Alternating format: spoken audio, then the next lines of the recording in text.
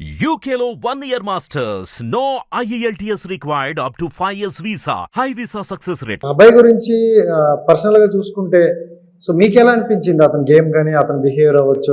Very friendly, very friendly, మంచివాడు, అందరికీ help చేద్దాం అనుకుంటాడు, సరదాగా ఉంటాడు అందరితోటి.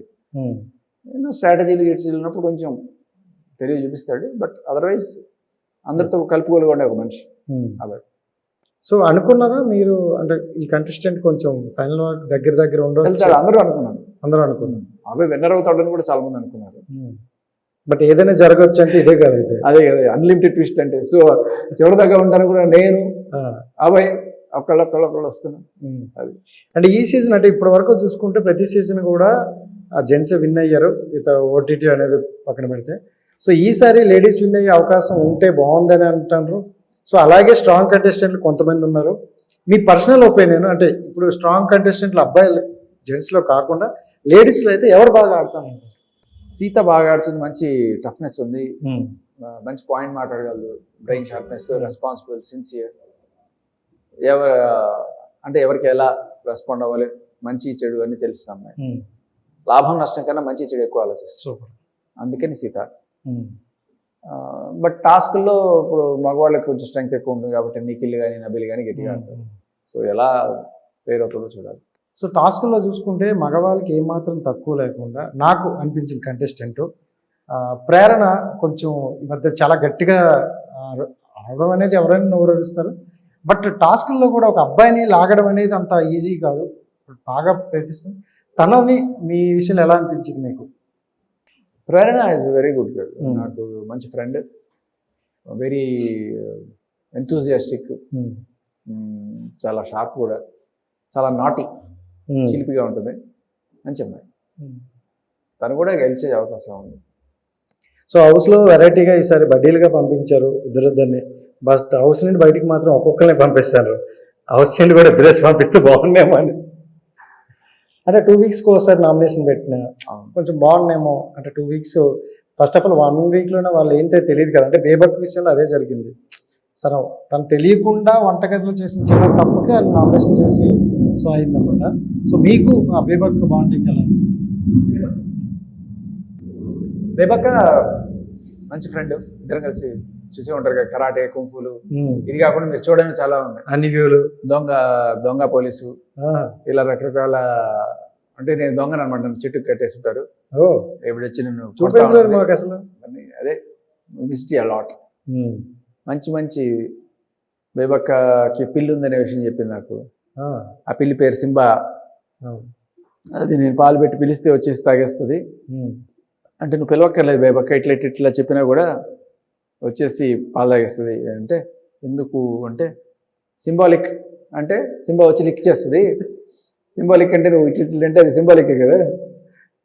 ఇలా ఎన్నో మంచి జోకులు, చాలా జోకులు వేసారు, చాలా మాకు కొన్ని చూపించారు. సో చాలా మిస్ అయ్యాయి అనుకోవచ్చా? మీరు బాబా మిస్ అయ్యేంతా తెలియాల్సింది కొండ అది అయ్యిండొచ్చు. కరెక్ట్, అంటే మొత్తం నన్నే చూపిస్తే అది కూడా అన్ఫేర్ కదా అని అనుకున్నారేమో.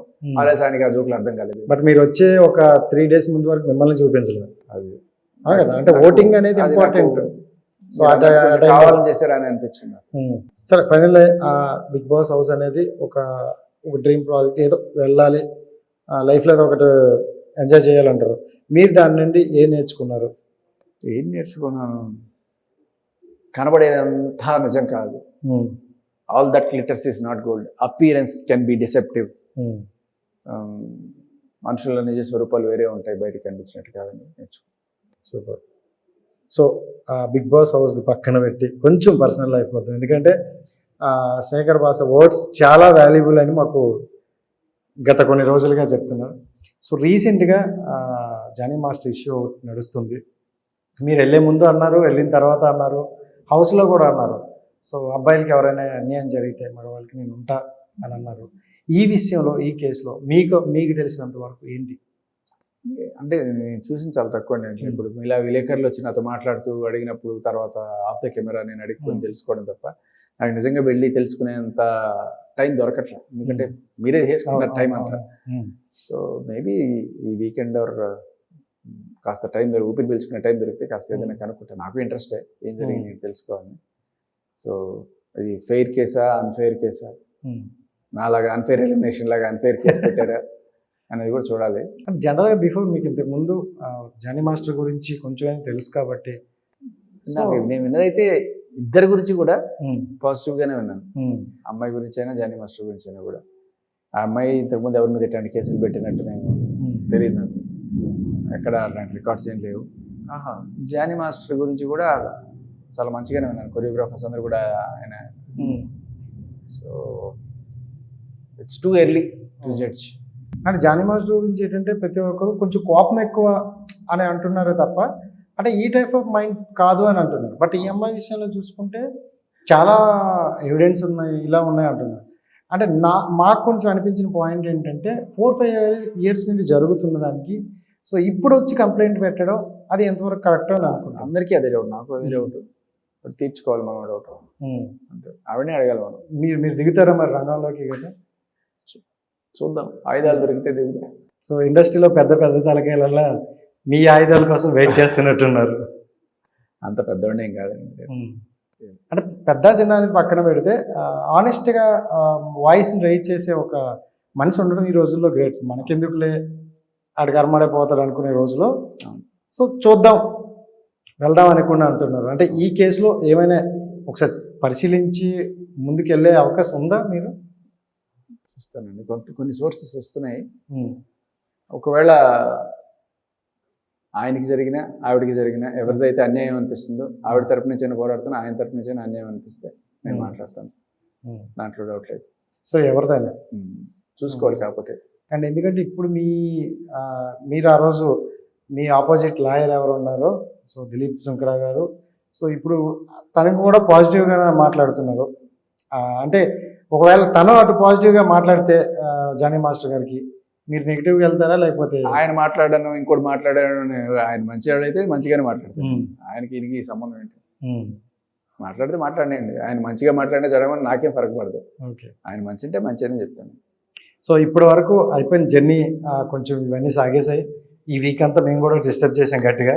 సో దెన్ ఆఫ్టర్ ఏంటి, ఏం ప్రాజెక్ట్ చేద్దాం అనుకుంటారు, ఏంటి ఎలా ముందుకు వెళ్దాం అనుకుంటారు? చూద్దాం. నీకు ప్రస్తుతానికి అయితే ఒక ప్రాజెక్ట్ అయితే నేను రెడీ చేసి పెట్టుకున్నాను, పట్టాలు ఎక్కించాలి మెల్లగా, చూడాలి. మాకు అందుబాటులో ఉంటారా? కొంచెం గ్యాప్ ఇవ్వండి కాబట్టి. సో గ్యాప్ తీసుకోవాలి ఎందుకంటే ఈ ఉక్కిరి బిక్కిరిలో కష్టం. And thank you so much. And finally Bigg Boss 8 start అవుతుందని చెప్పారు, స్టార్ట్ అయింది కాబట్టి సో విన్నర్ ఎవరు అవుతారు అనుకుంటారు ఇప్పటి వరకు ఉన్న సినారియోలో? నబీల్ కానీ సీత కానీ అయితే బాగుంటుంది. So thank you so much. Hit TV app ని డౌన్లోడ్ చేసుకోండి. ఇందులో short news, live news, entertainment movies అన్ని అవైలబుల్ గా ఉన్నాయి. Please download hit TV app. Hit TV యాప్ని ఫ్రీగా డౌన్లోడ్ చేసుకోండి.